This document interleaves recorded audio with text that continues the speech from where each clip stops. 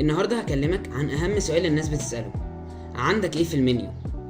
خليني أقولك إن إحنا عندنا هنا قسمين. القسم الأول الكوكيز، الحلو البسيط اللي بيبوظ الرجيم.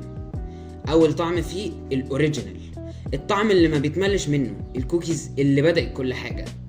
تاني طعم الدبل شوكو، فيها شوكولاتة قد اللي في السوبر ماركتات كلها. تالت طعم النوتيلا، محشية نوتيلا سايحة بتسيب علامة.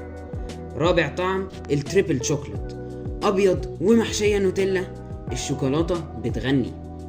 خامس طعم الاوت ميل، عشان تقول انا باكل حاجه مفيده بس الطعم مجرم.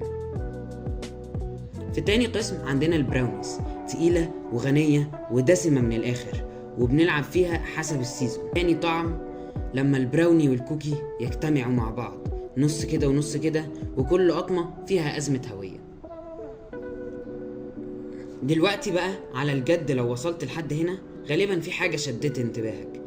فلو عمرك ما جربت كوكيز من عندي، خد دي كعلامة. جرب نوع واحد مرة واحدة وراهن انك هتطلب تاني.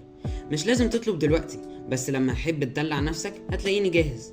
وكمان انا حاطط التحدي يمكن شكله خيالي شوية، بس لو وصلنا لاكتر من 200 اوردر قبل ما التحدي ده يخلص، هعمل سحب على دستة كوكيز ببلاش لأي حد طلب مني خلال ال100 يوم اللي فاتوا.